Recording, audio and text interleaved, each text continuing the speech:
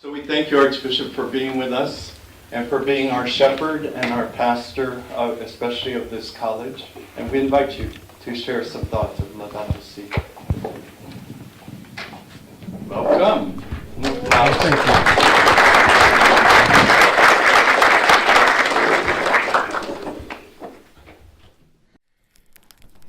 you. Well, thank you for the kind invitation to come and share with you some thoughts about that document, that encyclical that Pope Francis gave us as a gift to the Church and a challenge to the Church and to the world. You know, all documents of the Church could be helpful for anyone, really. But this particular encyclical, the fact that it speaks about creation, it reaches out everyone who lives on it, and from different kind of perspectives. But I appreciate the time and the dedication that you spent in reading about this document, and particularly chapter 2. Thank you, Dr. Arturo, for your leadership and for facilitating our deepening of not only the matters of science, but also the matters of faith, and to make the relationship faith and reason. This document, as you know, was the second encyclical that Pope Francis issued. The first one was in 2013, and that was Lumen Fidei.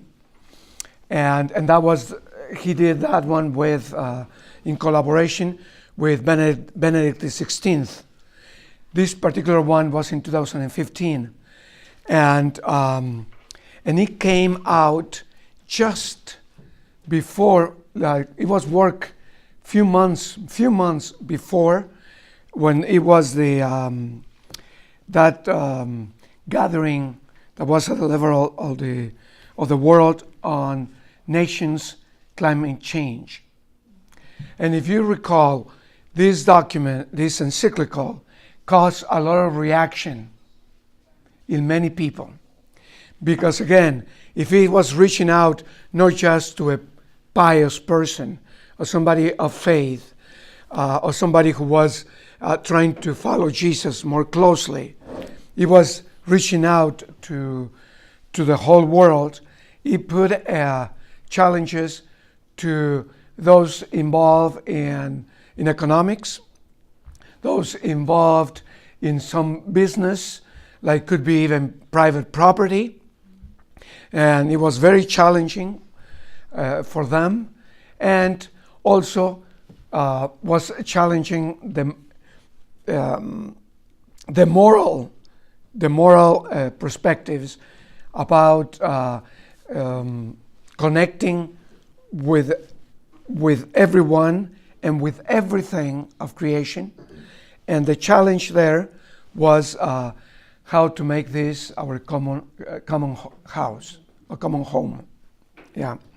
And then the prayer that was said at the beginning, that is the Canticle of the Creatures, as you know, Pope Francis, that was inspired even by his name, in Francis of Assisi, he was able to convey very clearly his appreciation for that canticle, which is not the only piece of literature that can reflect clearly what creation is about, but he was inspired of that, and that was Laudato Si.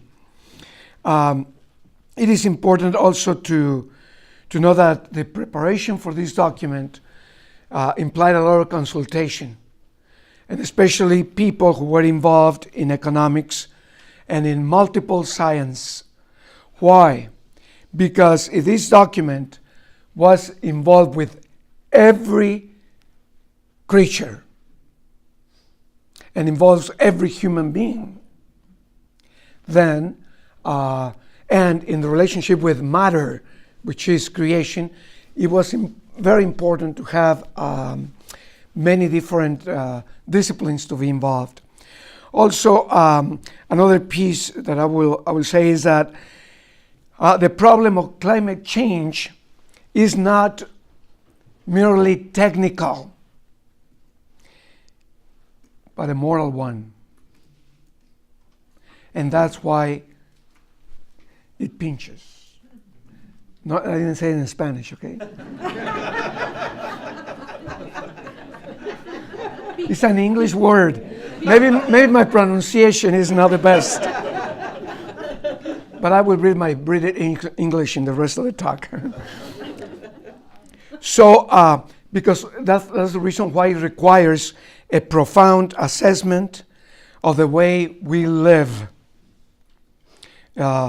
especially as we confront the current throwaway culture. Throwaway. And throwaway culture doesn't mean just things or papers or a bottle, plastic bottle, but people. And especially the poorest and the most vulnerable, because always are the most affected. Precisely tomorrow, I will be at the City Council and with many other people who are thinking about affordable housing, knowing that people are being displaced of neighborhoods, and we can see it right here, But this is that sense that, the world will continue moving forward, and development has to continue. But are we considering in those processes and in those decisions, are we considering people, and particularly the poor and the vulnerable, who are always the ones who suffer the most? Just to say that example, people who have been 30, 40, 50 years in their homes, they work hard for them, it is their home now, they cannot afford it according to the taxes, they cannot afford it according to improvements and development. And they are just asked to move. And with some incentives and some help, but they will not be where they are going, how they are going to live, how they are going to sustain their lives, not just to get a home, And then when you think about work, if they work in downtown and they are displaced an hour from here, an hour and a half, it will take them longer, more time, transportation, money. So when we think about the world and creation, and the gospel of creation, that is the second chapter, we need to consider all those elements, because the world was created by God, and we too. Now, the general, and of course, what implies, and that's why it was also very difficult, is that it requests of people, of us, a change of lifestyle. And at the same time, to see the picture as integral ecology. And the first introduction and the first chapter are chapters that present what we call ver, basically. And then the gospel of creation and the following chapters, that is the human roots of ecological crisis, and the integral ecology, invites to reflect on, is the illumination. So juzgar, juzgar, and the last chapters, lines of approach and action, and ecological education in spirituality, is actuar. So the second chapter, that is the gospel of creation, is the summary of the whole document, because expresses very clearly the teachings of the Catholic Church regarding the world that God has created, and offers a new way to understand the beginning and evolution of the world, of creation, and it's very complex, Because when we are speaking about a global home or our common home, I mean, here we are trying to deal with 2 languages and 2 cultures. And oh my God.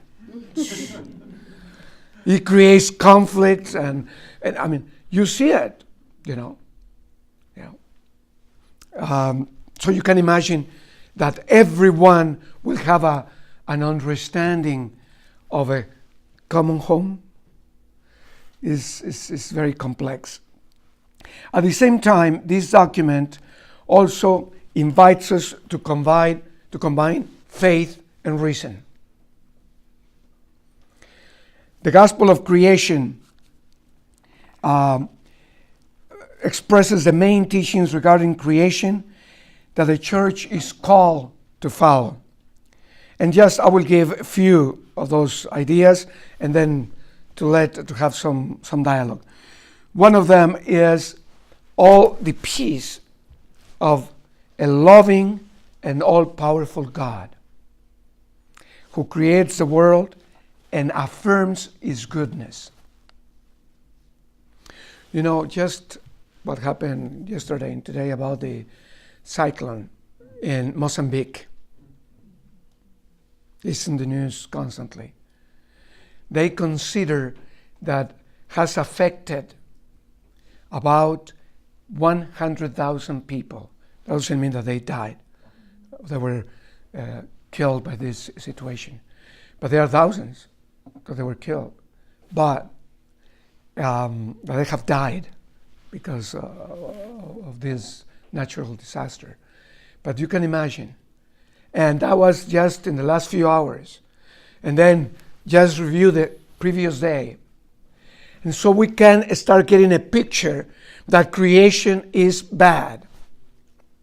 As it was for many years in a period of our world and our church, that the body was thought, the human body, there was something wrong with it, basically. And we need to affirm the goodness of creation. And that came out of love.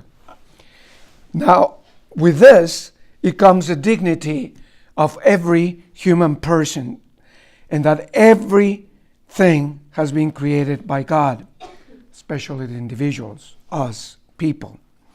And as the scripture tells us, God saw that it was very good, very good. Also, this document invites us as to recognize that human life is grounded in 3 relationships. In a relationship with God, in the relationship with neighbor, and the relationship with earth. Even as we speak, I'm on the platform, but we are connected with earth. And if we go even to previous cultures, we remember how people, they were recognizing the importance of being directly connected with earth. We think that we are more sophisticated because now we live in flats and floors and whatever we want to call them, penthouse. But it's the connection with earth. And that leads us to know that we do not have dominion over everything and everyone. Because it's not ours to start with, just ours meaning that we created it. And we have the duty to protect it and to care for it. And that implies a lot of things, we just moved into changing to drink water, bottled waters to have a font or something. It's not comfortable. It's not, and just one little change. But if we really want to be responsible of the world, will imply big changes. Also, that the world belongs to everyone. Now, this is very challenging. when you talk about people in power. People in power. It could be governments, could be those who have the finances, or they are powerful in that sense, or those who have a monopoly of resources. I remember, many years ago, when I was a child, we used to play a game, Monopoly. And we were so excited to play it. What a game that was leading to a wrong behavior morally. How to have more and accumulate. Another song that I used to be very proud of, and I used to sing it a lot when I was dating so many years ago. Don't quote the Archbishop is dating, okay? Many years ago. And it was the song sung by Frank Sinatra. I did it my way. And I loved it.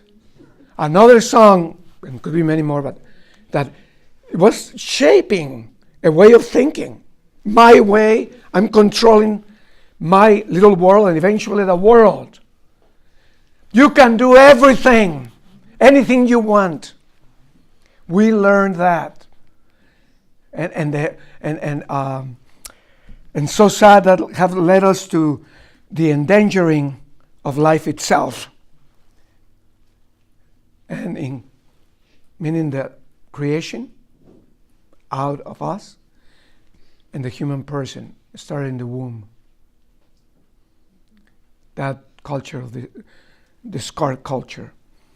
Now, another couple of thoughts is that we are responsible for nature, which is fragile and requires our care. This part is fragile. Creation as a whole is not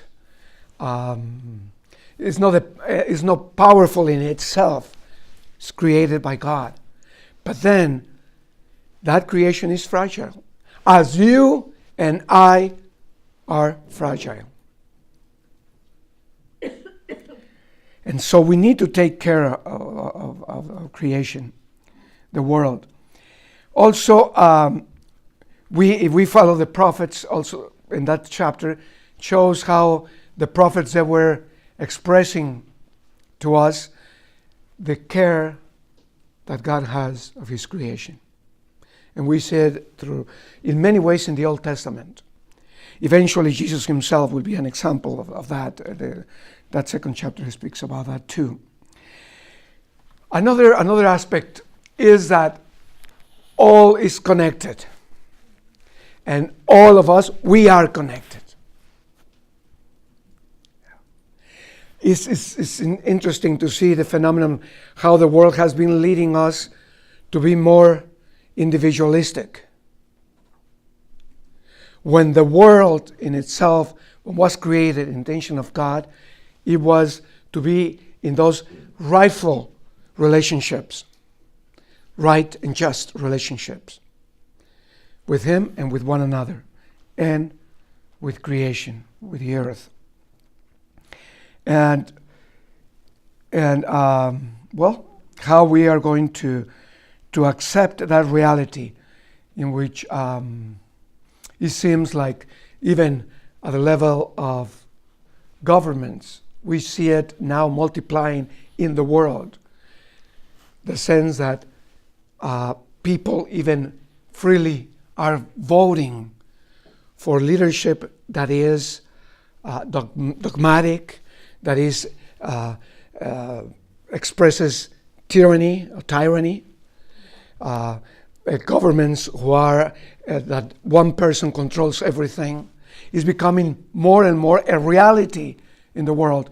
This morning they were just announcing about a situation in Africa and situation also in Ukraine that they are electing a president, and the models, this president in Ukraine, one of the candidates is a comedian, but is among the many names, is the name that is more known.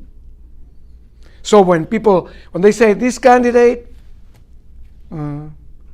they mention the comedian. It's incredible. That's why faith and reason to take care of our creation will imply intelligence and will. And the common understanding that we affect one another, that we are connected, and that we should not be indifferent to what is happening in another place. Oh, that is happening in Mozambique. Thanks be to God that it didn't happen in Texas. Yeah. And then what happened here about Harvey, another place will say, I'm glad that we were not in California, that we are in California. No, it's a common home. And it's divine revelation. Also, there are other principles that they are very challenging. The other one is the common destination of goods.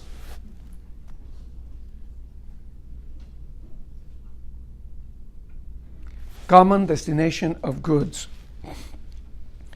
And the corresponding subordination of private property to the universal destination of goods.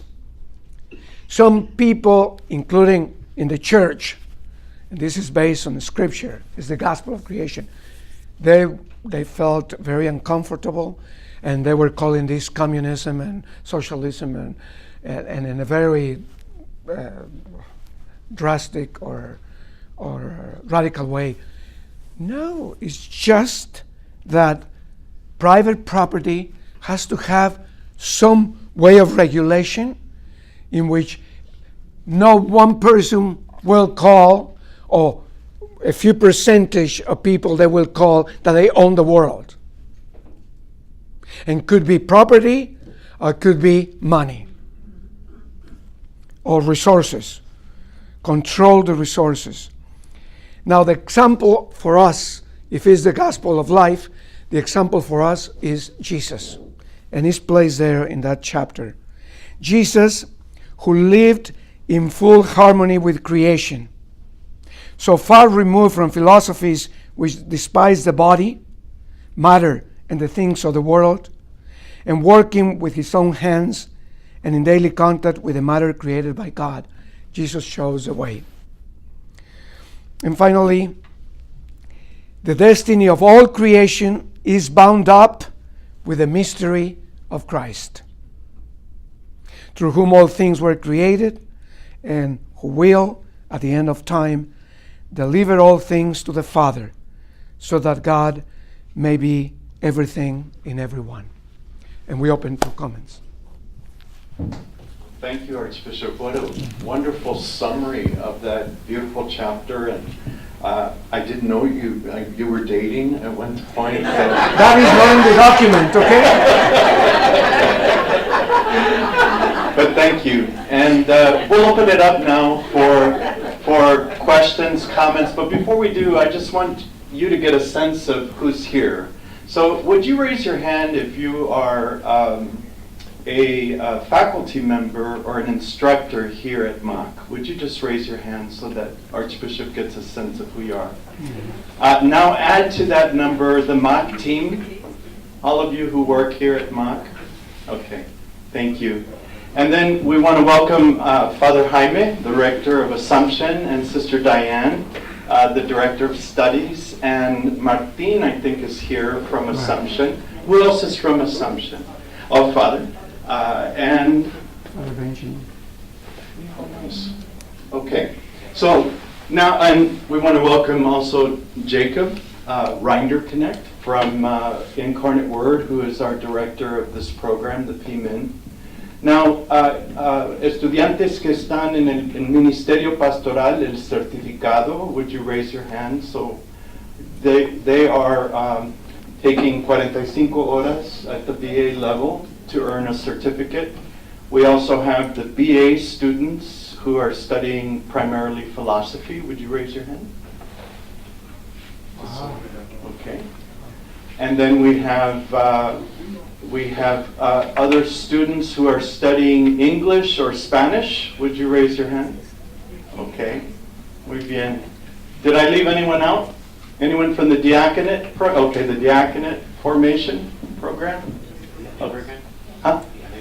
And the MA program? Any master students with us? Okay, Carolina. Gracias. Okay, so brief questions, comments for Archbishop. The mic is yours. Raise your hand. Did you do your homework? Some comments, or could be also a text or a phrase that call your attention from the document. I think while people are warming up, Archbishop, let me ask you one that I am dying to ask you. So it just surprises me that even in the face of all this evidence, there are still people that don't believe that that the world is in danger, that there is climate change, that it affects us, that what we do is causing climate. So some people say, yeah, there's climate change, but it's not just human, or it's not primarily human. And I have to say, many of them are very good and prominent Catholics. But what do you say to people? I know that knocking them over the head with facts isn't doing it. So do you have any suggestions, or how do you handle that? Well, when I had been in opportunities to engage, well, first of all, people who think that way, when you are with them, they will not bring up the topic to start with. So that could be just silence or to omit this issue, this reality. The other possibility that I see is to ask them why you do not believe there is climate change. Because they have their reasons. And so it's to engage with what they bring about. And for some is economics, for some is that we are fine. We are fine, we are better than ever, not only financially, but that in their evolution of family life, they are in the best place and context. Or people who are from first world countries, they will say, we are not that affected, And like natural disasters have been always. And so that will not change. So there are some of the engagement. I think we'll see what yeah, so I like that you start a dialogue. Así es que en español, en inglés, porque el arzobispo es bilingüe, comentarios, preguntas. Introduce yourself to Archbishop. Buenos días. Buenos días. Mi nombre es Graciela y me gustaría preguntarle, en su experiencia pastoral, ¿qué tips nos podría dar para nosotros enseñar a los padres a tener conciencia a los hijos de la naturaleza? Bueno, uno es que los padres estén convencidos de esta realidad, ¿verdad? Y este documento, particularmente para si esta familia es católica, basarlo en el Evangelio, ¿verdad? Como se titula este capítulo, ¿verdad? El Evangelio de la creación, ¿verdad? ¿Sí? Ya. Basarlo ahí. Pide disciplina. Y sabemos que la disciplina es, lo de acá es la convicción, ¿no? O sea, el tener el contenido, ¿verdad? Conocerlo. Pero luego pide disciplina. Y qué difícil es, no nomás para los niños, qué difícil es para nosotros vivir disciplinados. ¿Verdad? Eso no quiere decir apachurrados, ¿cómo se llama? Exprimidos, o like robots, you know.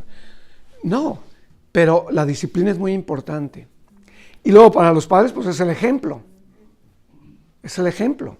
Entonces es la convicción de los contenidos, es una disciplina de vida que se llama, en el documento se habla de lifestyles, ¿verdad? Estilo de vida. Tiene que haber un cambio en la familia y el ejemplo por los padres. ¿Verdad? ¿Otras preguntas, comentarios? Archbishop Friar Fabian Adley, Orphan Conventual. What would you say to those who believe that creation is a tool to be hoarded over? And how could we live our lives in promoting Laudato Si as Christians, as Catholics, and above all, as human beings? Well, at the beginning you said how to understand that creation. What would you say to those who believe that creation is a tool to be hoarded over? Like to be dominion. Dominion, yeah, sure. Well, first of all, that is not theirs. That they ain't created. That they don't own the land, the earth, more than land. Because land we can think of a specific place, the earth, and that all of us who are in this planet, you know, are invited by the Creator to enjoy the earth, to help one another to make it productive, or to how to carry on the gift of earth to its evolution. In other words, one of the takeaways that I have is that is creation and recreation. So we are in the piece of recreation, right? But with something, or reality, that we don't have private property. And that is morally wrong. And in many cases, being morally wrong leads to concrete evil actions. And we have to say it in the way it is. Because it destroys the gift that we have received and those that we are called to live in it. And that is, you connect with all the issues, is the life in the womb, the incarcerated, the migrants, the refugees. With that, we are saying that we don't allow that life to live. You know, could be many elements in that person or that couple to decide to abort. But the concept is saying that there is no room. It's more me than that child. Or it's more me than the refugee or the immigrant, you know. May other people take care of them. We need to take care of one another. And the earth belongs to the Lord, that we share to recreate. Yes, Jacob. Archbishop, Yes. thank you for being with us. You're welcome. I'm wondering if you could reflect for us on where you see the sort of 2 or maybe 3 largest places where the church itself and parishes and dioceses need to work on these issues within our own cult communities. Well, I will say I need personally to work more. There is always more that could be done about this. In conscience, as we said earlier, in lifestyle, and in giving example. I believe this document very easily, or this encyclical, was turned over because, was closed. The book or the content was immediately dismissed. And the reason is because there were louder voices. Well, what reason?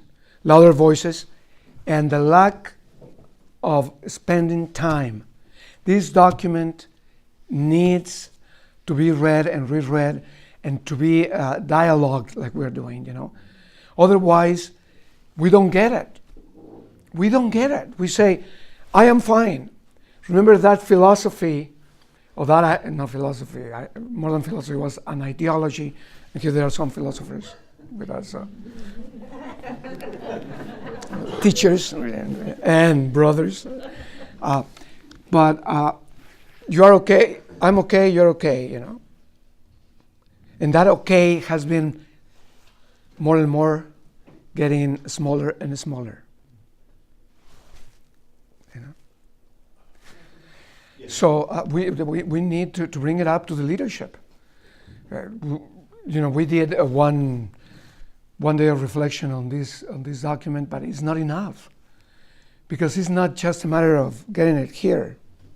You know, it's been in touch with the realities that has been affected by it, in order to really experience conversion. Bishop, this is Juanita from MACC. Yeah. Many things that you have mentioned now, and we read also, imply change. Okay, and many people between cultures, they feel my culture is better than yours, or you know, issues like that. From small details in life, things that you do, well, we don't do that this way. We do it this way. You know, and sometimes there's no explanation. Like you said, you ask the other person, well, what do you think about this? And but now also with the issues, with the fights between nationalist groups and that feel that their culture is taken over by somebody else. How do we teach our children, especially, that of the world that they're inheriting? You know, how do we prepare them for a progressive change? Like right now, there's a lot of youth in Europe that they're against climate, the issues that the elders are not doing about protecting the climate, so they took their initiative to do it themselves. But then there is an adult that says, you should be in school. You cannot be, you know, debating about climate. You don't know anything. But many of them, you know, have come up with great ideas, you know, and I think it should be respected, not because they're just children in school, they don't have a head to think and to see everything around them. Thank you. You know, we have been protected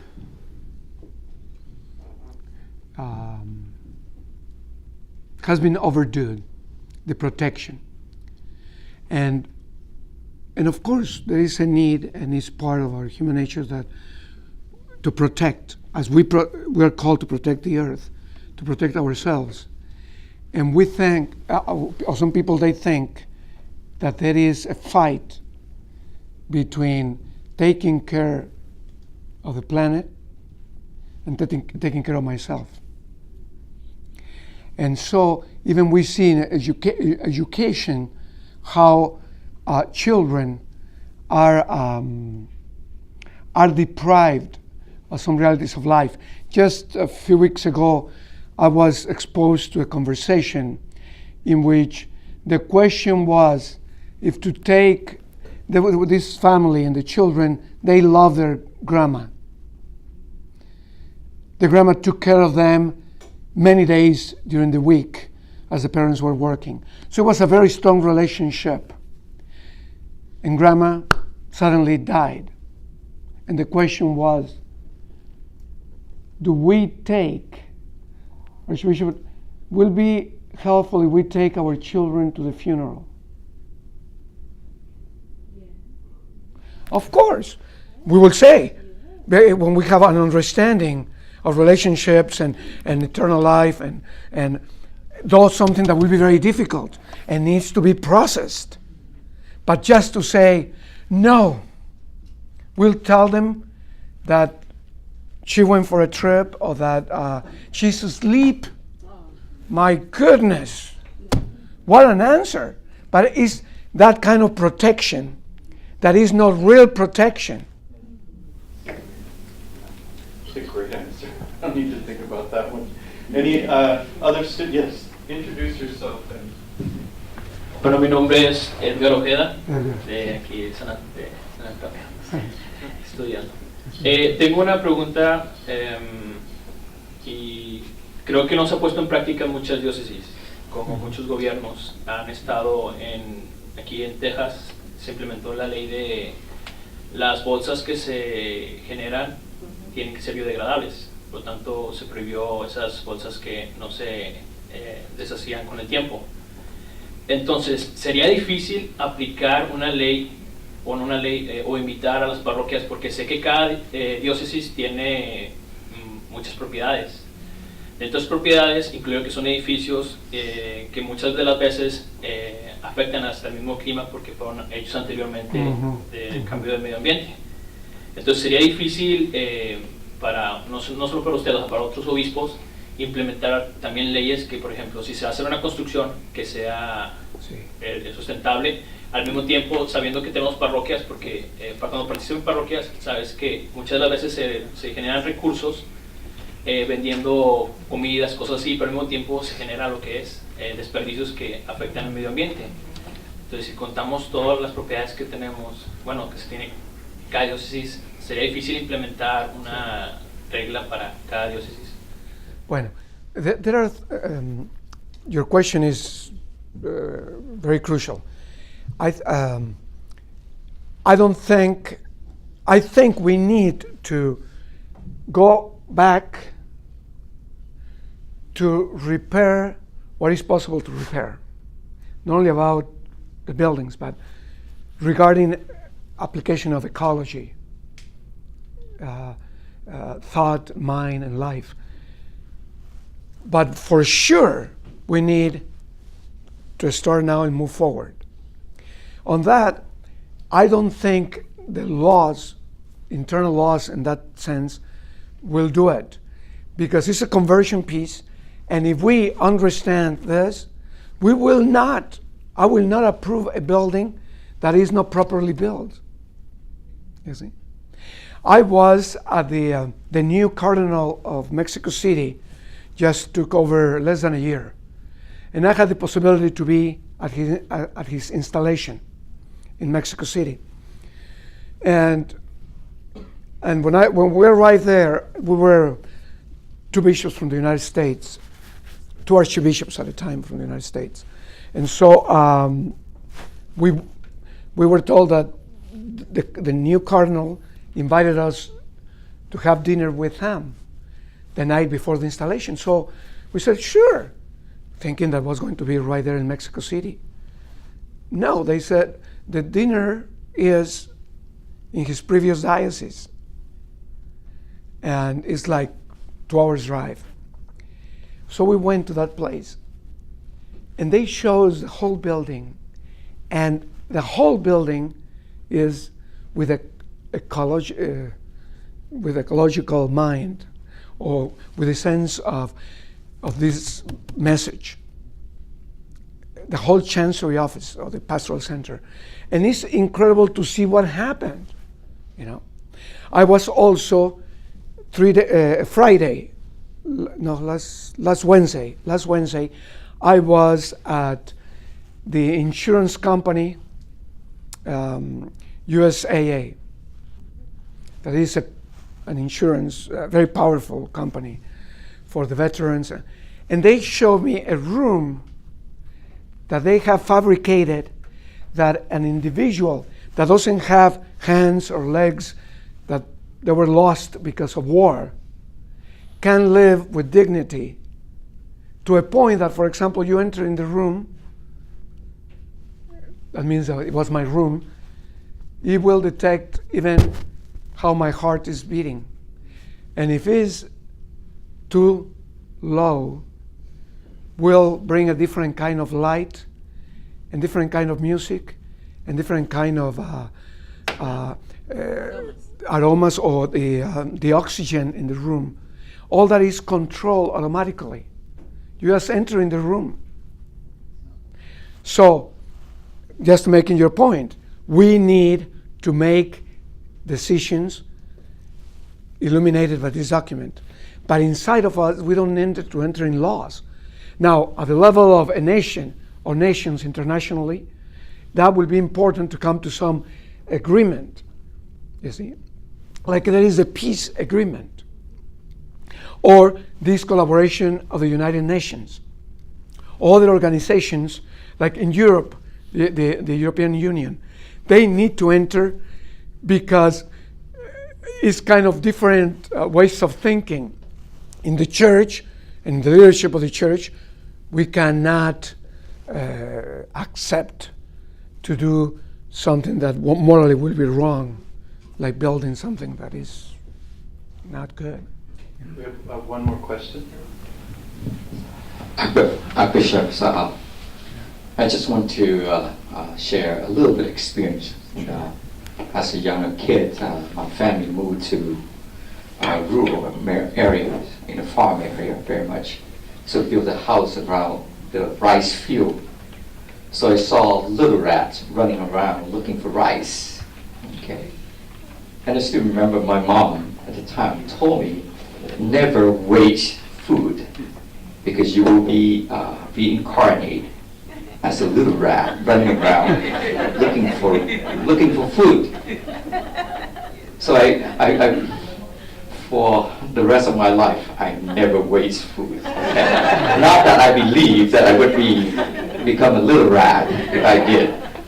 But that's one of the things. And the other thing is when I was escaping from Vietnam on a little boat, in an open sea for 5 days, without water, without food. And I still remember that we tried, a group of us, 32 people on the boat, trying to catch the water from the rain to drink in those 5 days. So it really values the resource that we have, especially water and food. And my years serving in the church in Zambia back in the 1990s for 3 years. And there were times that in seminary we would send seminarians home because we did not have water. So I think it's important for us as a church, as individuals, and individual organization, that to help the society to have a deep inner conversion. So my question is to you and to every one of us, in which way can we as a church to help the society have a deep conversion, that each of us and every one of us has a duty to protect the earth and to ensure its fruitfulness for coming generation. That's coming from paragraph 67. Well, the comment that I will make is, even as individuals, we have so many resources that even we don't value them.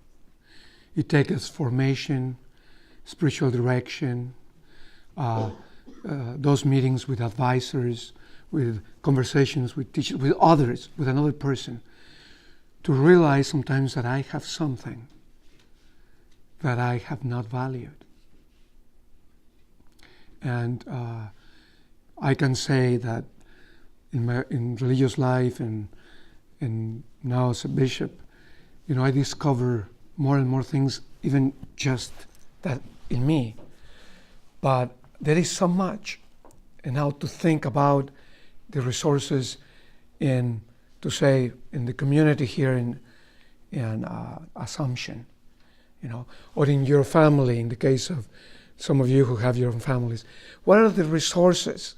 Maybe to start valuing what already we have, and then what we are lacking, to see it in a perspective of what other people are lacking.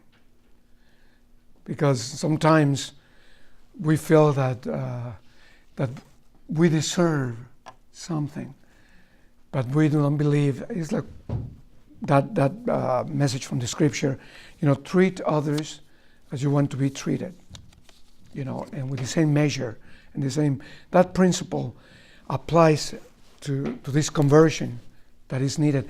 You mentioned another word that is the fruitfulness, or it's a duty to recreate or to be sure that the fruits of creation happen, that they take place. So if they do not, that is room there to say why and what can I do? What should I do? I say should because it's a duty. And that is another way to read this topic, and is one of the takeaway that I have is that I consider is the injustice. And all of us, we have experienced someone to be, or something, a system to be unjust to me. But also we have been unjust to others. Or we have been taking advantage. It's a phrase in English that maybe we have to ponder if it's a healthy phrase. To take advantage. It's not to take advantage. It's just to use properly, to have that opportunity, but not to take advantage, And when we see injustices taking place, now there's all over the world, we see that very clearly just listening to the news, and now especially the information is digital and is right away, we can be aware of injustices. But there is something in the document that writes, injustice, it says, injustice is not invincible. When I read that phrase, it caused at least a little bit of waking up and saying, so let's take the next step. So we cannot change everything. Father Jaime has been very aware of how to, with some ideas that came from the community of the seminary, to beautify the place. Well, don't expect that will be a forest, okay? There are more trees, and they are this big, But it's move forward. It's a move forward. So injustice is not invisible. I mean, not invisible. Invincible. Invincible.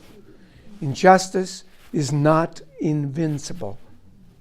Thank you, Archbishop. You're welcome. It's, here at MACC we say that we're all, yes, applause.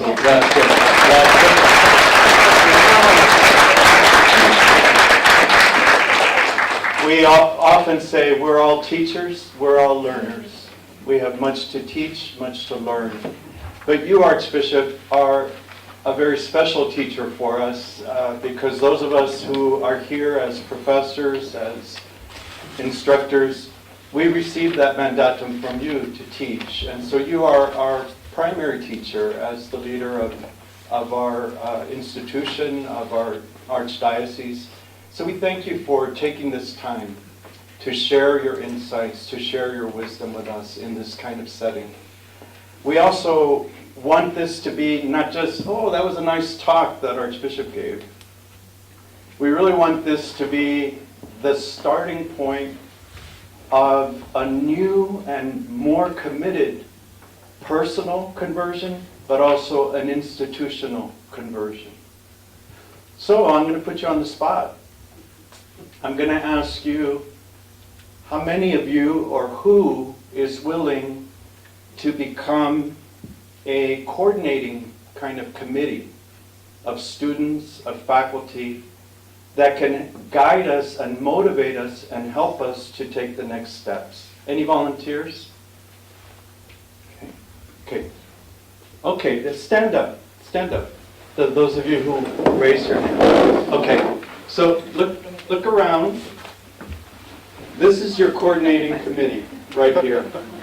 And there are students, their MACC team, their professors, and they're going to help us as an institution to take the next steps, okay? So you all find each other and decide, and we promise to listen, right? And to follow as you show us the way. And now we come to a time where we will go next door to our Eucharistic liturgy, and thank you again, Archbishop. If you will, as we reflecting on this, all of us, we are learners. All of us, we need to process our own conversion, and we need to help one another, because all of us, we are fragile. And that's why this group, this committee, will be very helpful, because our ideas can go to them, and they will help us to implement and to make something happen. So it's all together. All we are connected. Thank you.